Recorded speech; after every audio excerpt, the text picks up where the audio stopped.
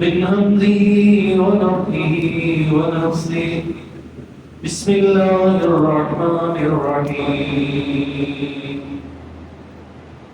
أفلم ينظروا إلى السماء فوقهم كيف بنيناها وزيناها وما لها من فروج والأرض مددناها وألقينا فيها رواسي وأنبتنا فيها من كل زوج بهيج.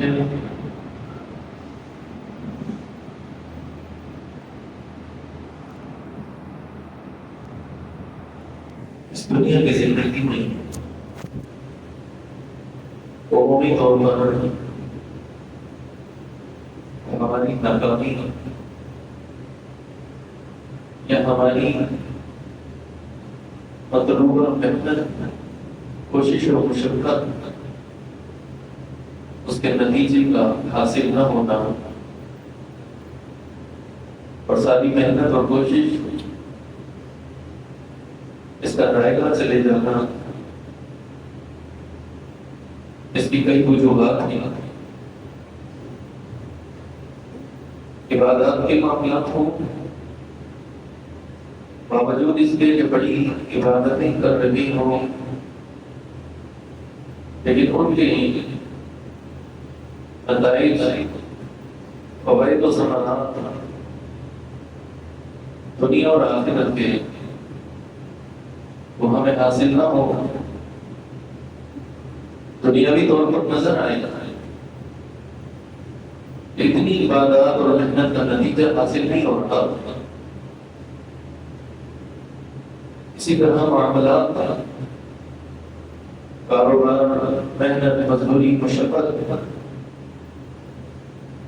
اور دیگر اعتبار سے کوشش ان کے بھی مطلوبہ نتائج کا حاصل نہ ہونا، اس کی بنیاد اس بات پر ہے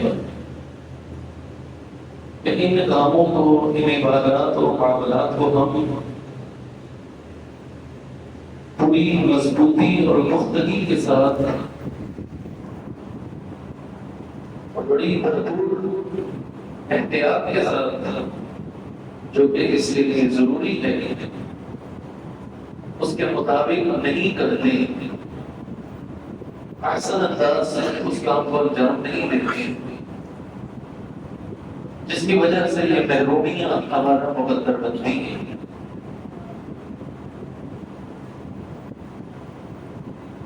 یہ دنیاوی اعتبار سے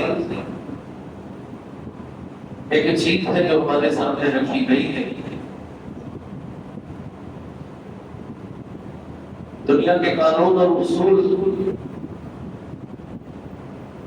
اور کامیاب لوگ یا ترقی یافتہ ممالک ان کے حالات کا جائزہ نہیں، دیوار کھل کر سامنے آتی ہے،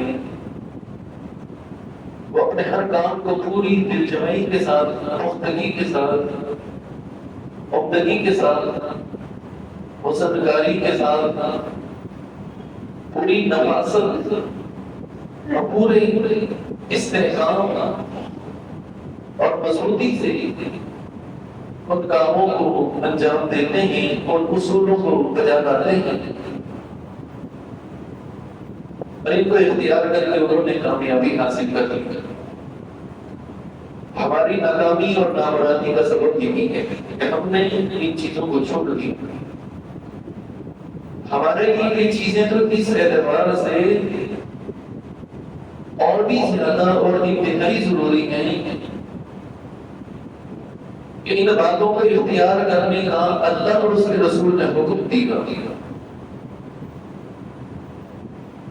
خود اللہ رب العالمین نے قرآن کریم میں جا بجا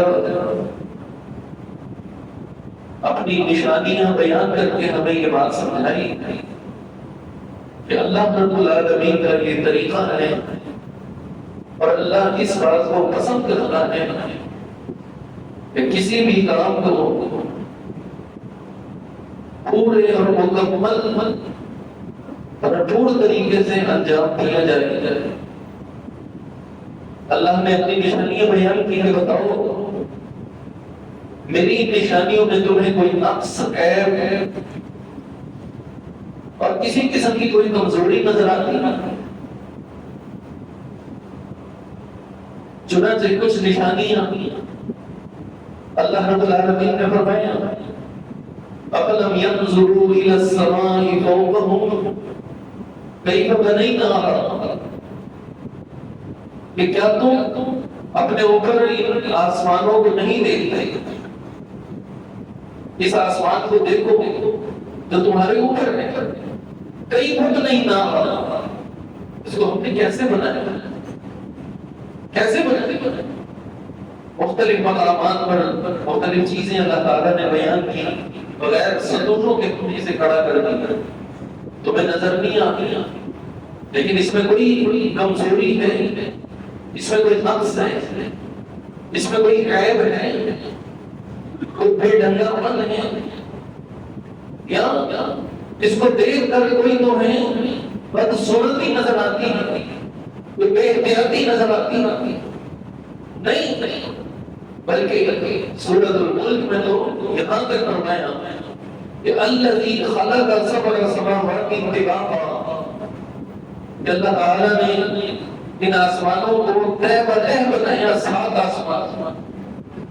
ما تری فی خلق الرحمن من تفاوت کہ رحمان کی تخلیق میں تمہیں کوئی عیب کوئی نقص تو نظر آتا ہے؟ دیکھو آسمان کوئی نقص ہو, کوئی عیب ہو, کوئی بے ڈنگا پن ہو, کوئی بدصورتی والی چیز ہو, آنکھوں کو بھائے گا خوبصورت عمدہ مضبوط پختہ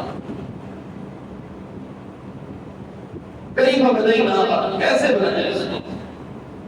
فرمایا کہ ما تری فی خلق الرحمن من تفاوت تم دیکھو رحمان کی تخلیق میں تمہیں کوئی نقص اور کوئی عیب نظر نہیں آئے گا. جس مقررہ وقت کے لیے اللہ نے یہ چیز بنائی نہیں اس سے پہلے اس میں کوئی توڑ پھوڑ کوئی نقص اور کوئی عیب نظر نہیں آئی. فرج البصر پھر دیکھو چیلنج اللہ تعالیٰ کی طرف سے فرج البصر پھر دیکھو ہر دوا میں فضول کوئی نقص کوئی عیب کوئی شگاف نظر آ رہا ہو کہیں پہ ٹوٹ ہو فرج البصر پھر اللہ کہتا ہے کہ ایک دفعہ پھر دیکھو سارے سائنسدان اور تحقیقدان جمع ہو جائیں اور نگاہیں لگاتے آسمان پر دوربینیں لگاتے سب کچھ لگا کے دیکھتے فرج البصر پھر دیکھو اس پر اللہ کہتا ہے بار بار دیکھو دیکھتے جاؤ ينقلب إليك البصر خاسئا وهو حسير تمہاری نگاہیں ہار کر ذلیل و رسوا ہو کر لوٹ جائیں گی, تمہاری گردنیں کٹ جائیں گی, آنکھیں تھک جائیں گی, لیکن رحمان کی تخلیق میں تمہیں کوئی نقص کوئی عیب نظر نہیں آئے گا, کوئی کمزوری نظر نہیں آئے گی. مضبوط ترین عمدہ ترین خوبصورت ترین. تو فرمایا کہ کئی بنائی کیسے بنایا اس آسمان کو؟ صرف کسی چیز کا بنا لینا کافی نہیں ہوتا, اس کو خوبصورتی کے رنگ میں ڈالنا یہ بھی ضروری ہے, اور یہ بھی کمال اللہ رب العالمین کو حاصل ہے اور اللہ نے اس کی طرف بھی توجہ دلائی. وَزَيَّنَّاهَا وَمَا لَهَا مِن فُرُوجٍ فرمایا کہ اس آسمان کو ہم نے پھر مزین بھی کیا ان چراغوں کے ساتھ. یہ ستارے جو چلتے ہوئے چھوٹے چھوٹے چراغ نظر آتے ہیں, فرمایا کہ ان کے ذریعے سے ہم نے اسے مزین کر دیا, خوبصورت کر دیا. وَالْأَرْضَ مَدَدْنَاهَا وَأَلْقَيْنَا فِيهَا رَوَاسِيَ زمین کو دیکھو کیسے ہم نے اس کو پھیلایا, پہاڑوں کو اس میں کیسے ڈال دیا, اور پھر طرح طرح کے نباتات خوبصورت چیزیں اور جوڑے اللہ نے اس زمین پر پھیلا دیے. اللہ کی تخلیق پر غور کرو کتنا خوبصورت یہ منظر ہے. اللہ تعالیٰ نے یہ سب کو سنت, تو یہ اللہ تعالیٰ کی سنت ہے, اللہ کا طریقہ ہے. اور محمد رسول اللہ صلی اللہ علیہ وسلم نے فرمایا کہ اللہ رب العالمین بھی اس بات کو پسند کرتا ہے، ایک بندہ جب کوئی کام کرے تو اسے خوبصورتی کے ساتھ اور اسے پوری مضبوطی کے ساتھ اور پورے اتقان کے ساتھ اس کو انجام دے۔ ایک اور مقام پر اللہ تعالیٰ نے اپنی تخلیقات کا ذکر کیا، وَتَرَى الْجِبَالَ تَحْسَبُهَا جَامِدَةً وَهِيَ تَمُرُّ مَرَّ السَّحَابِ صَنْعَ اللَّهِ الَّذِي أَتْقَنَ كُلَّ شَيْءٍ۔ یہ اللہ کی سنت ہے، اللہ کا طریقہ ہے، اور اللہ اس بات کو اپنی مخلوق میں بھی پسند کرتا ہے، اور مخلوق کو یاد رکھنا چاہیے کہ ان کی کامیابی کے لیے یہ اصول ہے، کامیابی کسی کے اندر رکھی نہیں۔ فرمایا کہ پہاڑوں کو دیکھو کیسے مضبوط اور جمے ہوئے ہیں تمہیں نظر آتا ہے، لیکن یہ اللہ کی کاریگری ہے کہ پھر ان کو تم دیکھو گے کہ یہ بادلوں کی مانند تیر رہے ہیں، وہی تمر مر السحاب، بڑے جو بادل ہیں یہ بادلوں کی طرح انہیں کر دے گا، یعنی جب قیامت ہے۔ آگے اللہ نے فرمایا سنع اللہ الذی اتقن کل شیء، لوگوں یہ اللہ کی کاریگری ہے اور اللہ اس کو کس طرح مضبوطی کے ساتھ اور خوبصورتی کے ساتھ بنا کر تمہارے سامنے پیش کر رہا ہے۔ پیغمبر علیہ السلام کا فرمان یاد رکھنا، آپ نے فرمایا کہ اللہ تعالیٰ اس بات کو پسند کرتا ہے کہ بندہ جب کوئی کام کرے تو اس میں اتقان ہو، مضبوطی ہو، استحکام ہو، اس میں خوبصورتی ہو، اس میں نفاست ہو، اس میں پائیداری ہو، اور اس میں عمدگی، پختگی یہ پائی جاتی ہو۔ اس کے بغیر کیا گیا کوئی بھی کام وہ انسان کے لیے تباہی اور بربادی۔ یہ استحکام، مضبوطی، پختگی، عمدگی اور اس میں خوبصورتی ہوتی، یہ چیز انسان کے لیے کتنی ضروری ہے۔ ہر چیز سب سے پہلے یہ پختگی اور عمدگی اور یہ حسن و کمال یہ انسان کو توحید و سنت میں اختیار کراتا ہے۔ توحید و سنت میں بڑا پختہ ہو، مضبوط ہو۔ میں نے قرآن اور حدیث دیکھا، اسے قبول کر لیا، میں قرآن و حدیث پر قائم ہوں، لیکن اس کے عقیدے میں پختگی نہیں، اس کے عقیدے میں وہ صلابت نہیں، وہ مضبوطی نہیں، اس کا یہ عقیدہ اس کے کام نہیں آئے گا۔ کسی کی بھی باتوں میں آ کر اس کے ہاں میں ہاں ملا کر اپنے ایمان سے اور اس توحید سے اور پیغمبر علیہ السلام کی اتباع کے راستے سے ہاتھ دھو بیٹھے۔ کتنے نوجوانوں کو آپ دیکھو بظاہر بڑے مضبوط عقیدے کے نظر آئے، ہم تو توحید اور سنت کے ماننے والے، ہم تو نہیں، لیکن چونکہ انہوں نے اس میں پختگی حاصل نہیں کی، مضبوطی اختیار نہیں کی، یہ ہماری قوم کا بحث کے قوم یہ ایک عجیب سا جو ہے وہ معاملہ بن چکا، ہر کام آدھا ادھورا اور ناپائیدار، بس جو سمجھ میں آیا جذبات میں آ کر اختیار کیا اور پھر نہ ادھر کے نہ ادھر۔ تو توحید اور سنت میں اس میں مضبوطی، اس میں استحکام تب ہوگا جب خوب اس کا علم حاصل ہو، توحید کا فہم حاصل ہو، پیغمبر علیہ السلام کی اتباع کے حوالے سے خوب اور خوب علم ہو، پھر ہی کہیں جا کر اس کی یہ توحید اور سنت، اس کا یہ عقیدہ، اس کا یہ مسلک اسے نفع پہنچائے گا، اور اس توحید کی برکت سے اور اتباع سنت کی برکت سے انشاءاللہ اسے دنیا اور آخرت دونوں جہانوں میں کامیابی حاصل۔ اس کے بعد دوسری چیز عبادات میں سب سے پہلے نماز تو سب پڑھتے ہیں، لیکن اس نماز کا اثر اور اس کا فائدہ کیوں حاصل نہیں ہوتا؟ مثال کے طور پر ان الصلاۃ تنہی عن الفحشاء والمنکر، یہ نماز فحاشی بے حیائی سے روکتی ہے، ہم نہیں روک پاتے، مطلب اس عبادت کا جو فائدہ حاصل ہونا چاہیے وہ نہیں ہو رہا، اس نماز کا جو فائدہ ہے، اس کے ثمرات ہیں وہ ہمیں حاصل نہیں ہو رہے، وجہ ایک ہی ہے کہ اس میں پختگی نہیں، عمدگی نہیں، اس نماز میں وہ حسن نہیں، اس میں وہ احسان نہیں، اس نماز کے اندر جو ہے وہ چیز جو اللہ کو مطلوب ہے وہ نہیں، جس کی وجہ سے اس کا فائدہ آدھی ادھوری نماز اس کا کوئی فائدہ نہیں۔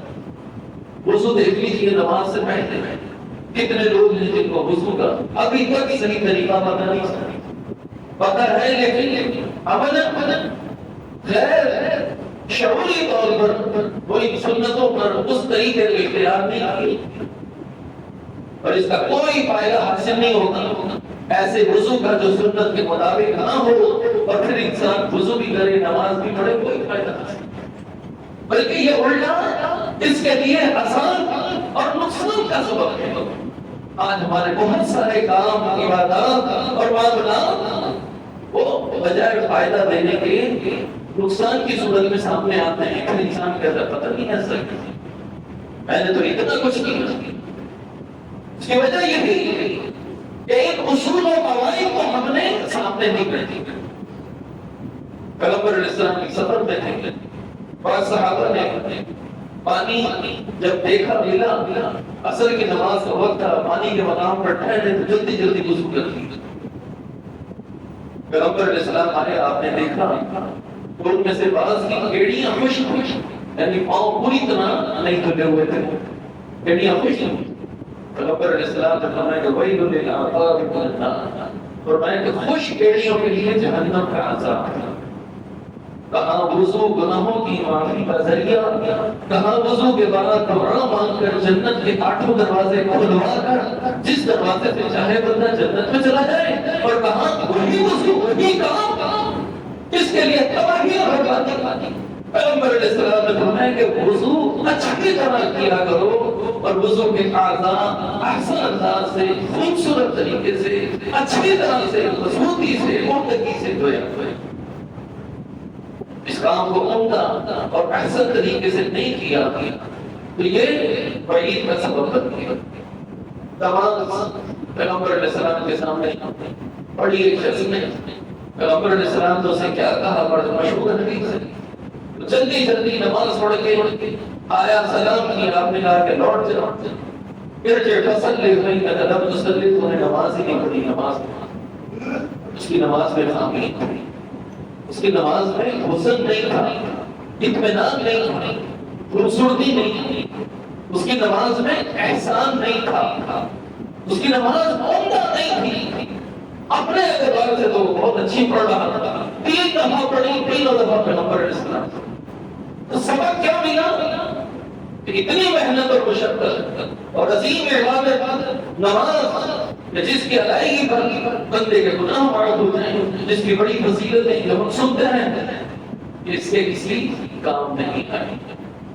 اسی طرح دیگر عبادات جب ہم ان میں ان اصولوں کو، ان قواعد و ضوابط کو اور ان چیزوں کو اختیار نہیں کریں گے، احسن انداز، خوبصورت انداز، مضبوطی اور عمدگی نہیں ہوگی، اس پہ ثابت قدمی نہیں ہوگی، اس کا کچھ فائدہ نہیں۔ تو اللہ رب العالمین کی سنت ہے کہ اللہ رب العالمین ہر بات کو خوبصورت انداز میں کرتا بھی ہے اور پسند بھی کرتا ہے۔ اس کے بندے بھی جب بھی کوئی کام کرنی عمدہ طریقے سے، پوری مضبوطی کے ساتھ، احسن انداز سے اور پورے استحکام کے ساتھ اور پوری مضبوطی کے ساتھ انجام دے۔ آج ہمارا المیہ یہی ہے، ناکامی اور نامرادی۔ عبادات کے حوالے سے ایک دو مثالیں آپ کے سامنے رکھی، دیگر معاملات اٹھا کر دیکھیں۔ یہ ایک بین الاقوامی انٹرنیشنل قانون ہے، اصول ہے، لا ہے، اس کا سمجھ۔ کامیابیاں انہی لوگوں کا مقدر ہوتا ہے جو اپنی چیز اچھی بناتے ہیں، عمدہ بناتے ہیں، اپنا کام اچھے اور عمدہ طریقے سے کرتے ہیں، ان کے کام کے اندر پوری فنی مہارت ہوتی ہے، وہ کام ہاتھ سے ہو، دستکاری کا ہو، یا وہ کام مشینوں کے ذریعے سے ہو، عمدہ ہوگا، مضبوط ہوگا، پائیدار ہوگا، خوبصورت ہوگا اور خوشگوار ہوگا نظر آئے گا، پتہ چلے گا لوگ کیوں پسند کرتے ہیں ان کی چیزوں کو.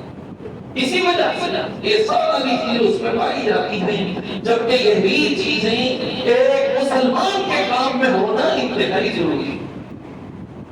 جس میں یہ نہیں ان لوگوں کا کام انحطاط پذیر ہے، سوال پذیر ہے، ان میں کوئی فائدہ نہیں، اس میں کوئی فائدہ نہیں. اصل کیا ہے کہ ہماری سب کی عادت بن چکی کہ بس اس وقت کو گزارو اور کسی نہ کسی طرح جو ہے وہ ایسا کام کرو گے جس سے یہ وقت گزر جائے. عارضی کو پیسوں کا فائدہ اگر مل جائے تو بس یہی کافی ہے. چنانچہ کوئی کام مضبوطی کے ساتھ، استحکام کے ساتھ، کوئی کام خوبصورتی کے ساتھ، ہر کام میں بے ڈھنگا پن، ہر کام میں لاپرواہی، کوئی چیز اٹھا کر دیکھو اپنی تعلیم اور اپنی تربیت کو دیکھو. بظاہر میرے پاس بہت بڑی ایک یونیورسٹی کا سرٹیفکیٹ موجود ہے.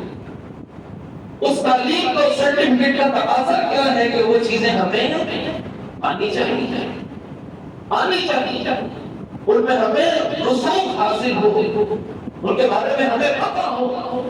لیکن آج ہماری بحثیت کو یہ ایک چیز بن چکی کہ بس ہمارے پاس وہ سرٹیفکیٹ ہونا چاہیے اور اس کے مطابق وہ مطلوبہ معیاری تعلیم، وہ معیاری تجربہ حاصل ہو یا نہ ہو، بس کی بات.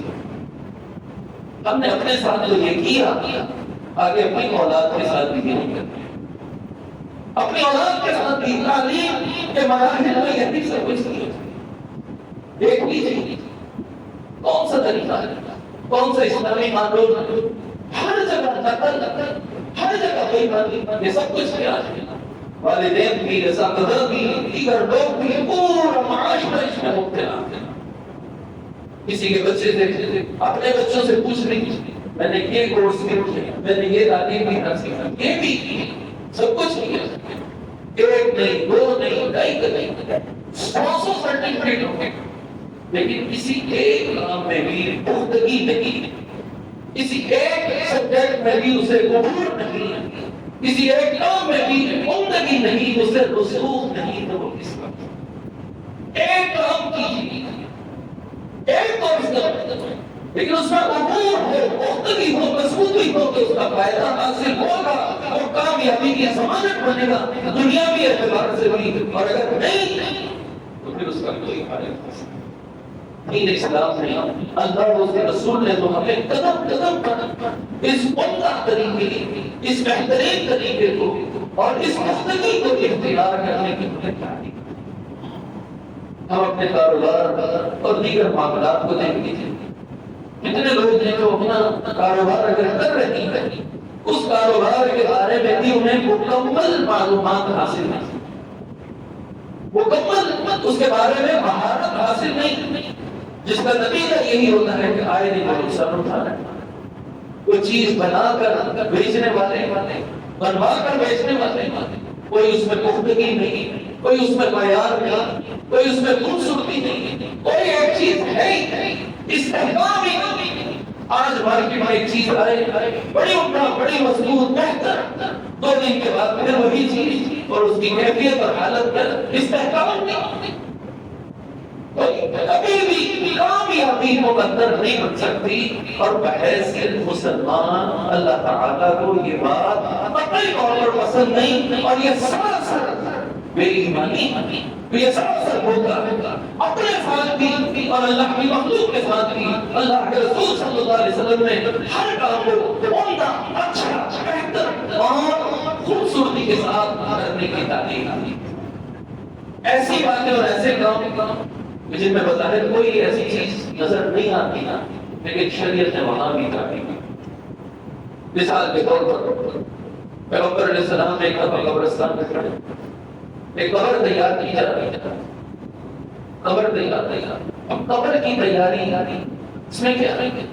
یہاں بھی پیغمبر علیہ السلام نے تعلیم دی کہ قبروں کو گہرا بناؤ، کشادہ بناؤ، عمدہ بناؤ، خوبصورت بناؤ، اس میں حسن کاری نظر آنی چاہیے. پیغمبر علیہ السلام کی تعلیم. چنانچہ قبر بنائی جا رہی، ہر کام ہمارا خود ہوگا آدھا ادھورا اور بدحیتی اور بے ضابطگی بے اصولی ٹیڑھا پن بے ڈھنگر پن بس بڑے خوش ہیں کہ کام کر نہیں خوبصورتی عمدگی کو استحکام اس کے بغیر اللہ کو کوئی کام پسند نہیں. اللہ کے رسول تعلیم ہے قبر بنی ایک چھوٹی سی جگہ سوراخ یہ ایک تھوڑا سا جو ہے وہ حصہ وہ خالی نظر آیا. پیغمبر علیہ السلام نے اس طرح تلقین کی کہ اس کو اچھے طریقے سے بناؤ اور اچھے طریقے سے اسے بند کرو کہ گویا کہ حدیث کے الفاظ ہیں کہ صحابہ نے سمجھا کہ گویا کہ ایک سنت ہے اور اس کو لازمی کر دیا. اور پیغمبر علیہ السلام نے جب یہ محسوس کیا کہ صحابہ اس کو اس انداز میں لے رہے ہیں آپ نے کہا کہ اس کا معاملہ یوں ہے کہ دیکھو بلکہ ایک اور روایت میں ہے ایک صحابی نے سوال بھی کیا کہ بھلا اس سے مردے کو کیا فائدہ ہوگا مردے کو کیا فائدہ اگر یہ بھلا کی بس بات ختم. پیغمبر علیہ السلام نے فرمایا کہ اس سے میت کو نہ کوئی فائدہ پہنچے گا اور نہ نقصان ہوگا.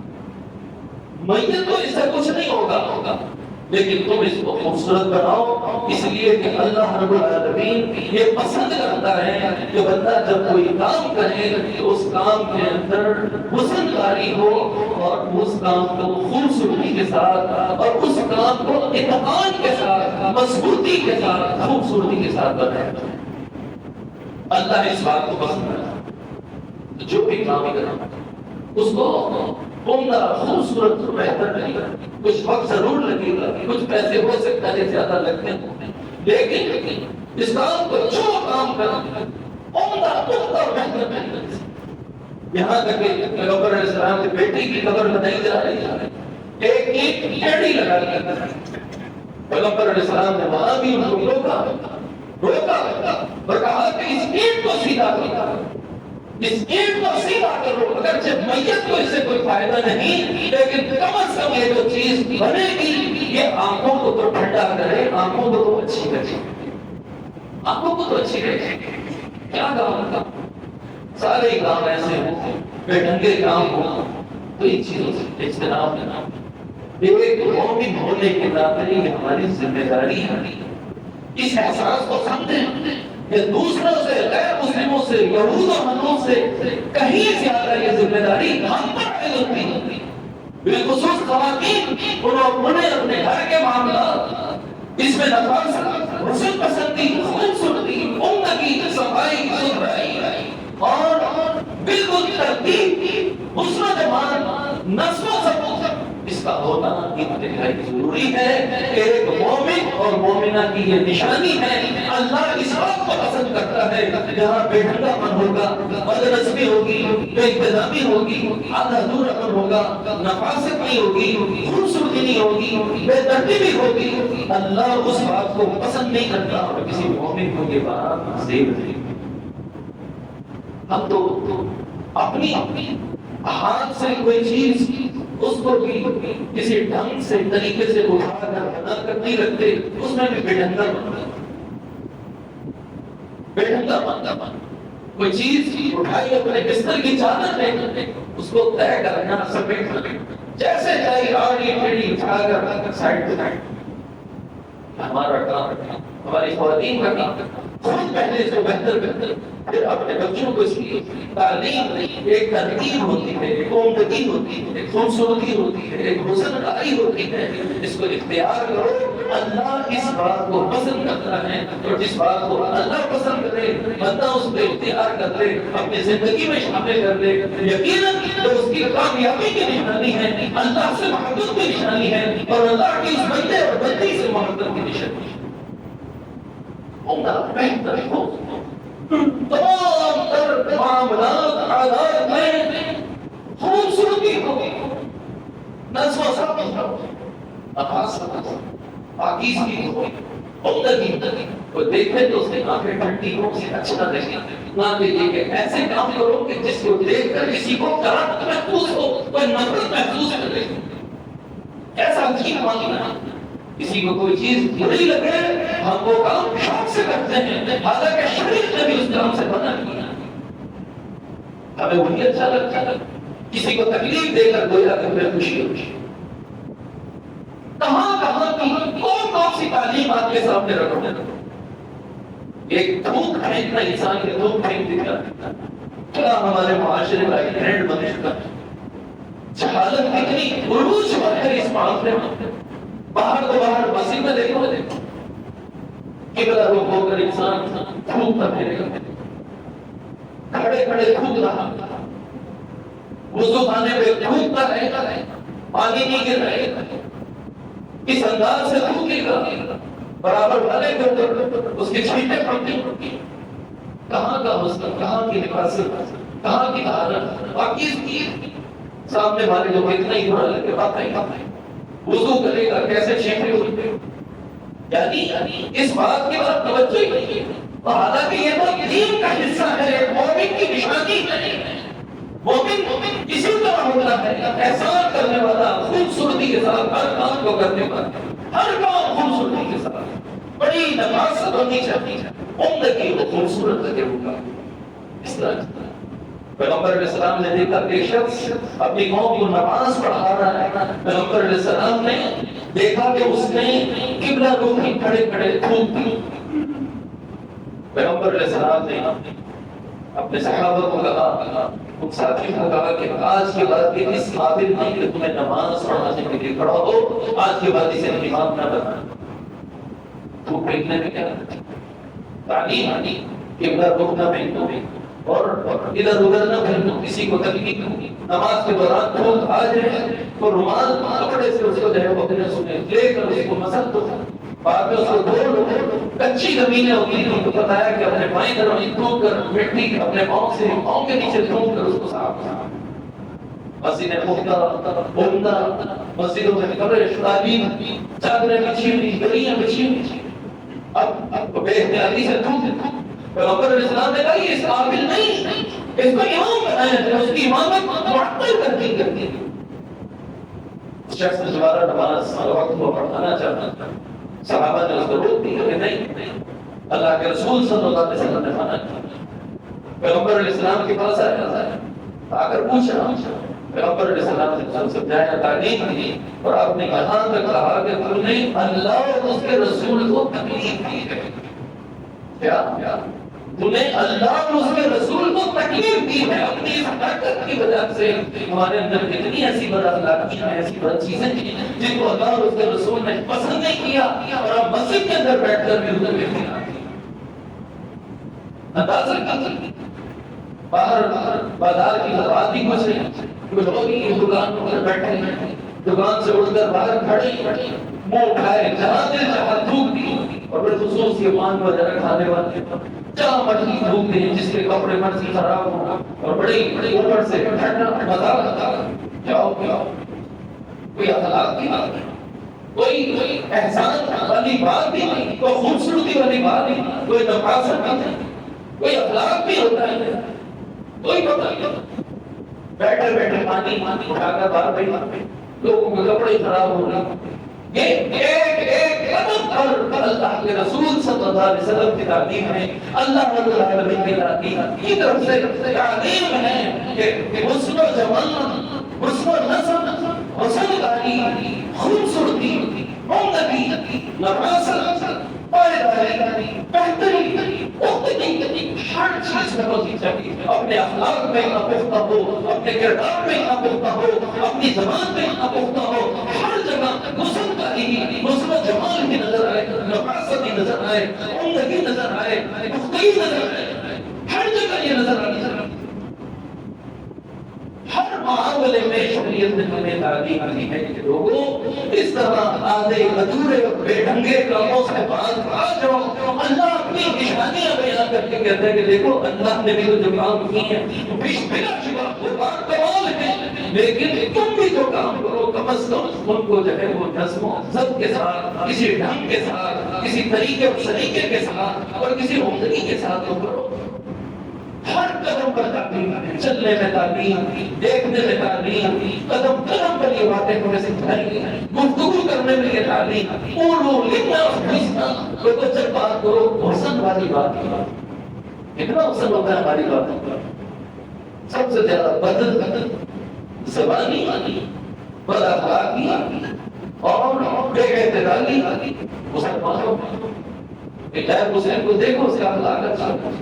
یہ نہیں کہ ان کی تعلیم کی جاتی، بات یہ ہے کہ انہوں نے بھی یہ تعلیم ہمارے دین سے ہی حاصل کی، انہوں نے حاصل کی ہے. لیکن بد نصیب نے اتحاد رکھی کہ ایمان کی دولت ان کے حصے میں نہیں آئی. ہمارے پاس ایمان کی دولت آئی لیکن ہم نے اس کی قدر نہ کی، اس ایمان کو بھی پختگی سے اختیار نہیں کیا اور اپنے معاملات میں بھی ہمیشہ بے دنگت نہیں رکھا، بے ضابطگی ہی رکھی، بدوسنی نہیں رکھی. کبھی کامیابی ہمارا مقدر نہیں بنتی. کہیں بھی دیکھ لیجیے، ایک گھر کے طور پر، خاندان کے طور پر، قوم اور برادری کے طور پر، شہر کے طور پر، جہاں دیکھو بہتر رہی بد نسلی، بد اخلاقی، غیر اخلاقی باتیں، غیر سب کچھ اشارہ کیا ہے. ایک مسلمان کو یہ زیر نہیں ملتا.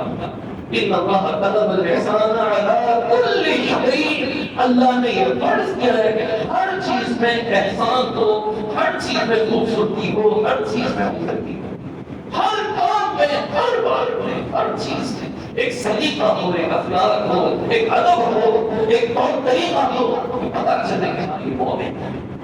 میرے بھائی جو مسلمان تو ہیں، اہل حدیث بھی ہیں، کتاب و سنت کے ماننے والے بھی ہیں، لیکن یہ حسن کا عریضہ، یہ حسن و جمال، یہ خوبصورتی، یہ عمدگی، یہ اخلاق کے اعلیٰ بیان اور پھر معاملات کے حوالے سے یہ چیزیں، یہ دھوکہ دہی اور بے ایمانی، ان کو ختم کرنا ہے اور ان عمدہ اخلاق اور ان بہترین چیزوں کو ہم نے اختیار کرنا ہے. یہ ہمارے ایمان کا تقاضا ہے، یہ اللہ رب العالمین سے محبت کا تقاضا ہے. جو ایسا نہیں کرتا وہ اللہ اس کے رسول کو تکلیف میں دیتا ہے، جو ایسا نہیں کرتا وہ اللہ اور اس کے رسول کی محبت کو پسند نہیں کرتا، جو ایسا نہیں کرتا وہ اللہ کے حکم کی خلاف ورزی کرتا ہے. اللہ نے ہر کام میں، ہر چیز میں احسان، خوش اسلوبی، عمدگی، اس کو اختیار. آپ کاروبار کرنے کی چھوٹی سی چیز ہے، اس میں بھی بے ایمانی نہ ہو، عمدگی، خوبصورتی ہو، جو اصل چیز ہے وہ دی جائے، کوئی نقص، کوئی عیب ہے بتا دیا جائے. انشاءاللہ اسی میں برکت، اسی میں کامیابی، دنیا اور آخرت کی نجات اور کامیابی کی ضمانت اسی میں ہے. اللہ ہمیں اس کی توفیق عطا فرمائے. اقول قولی ھذا واستغفر اللہ لي ولكم.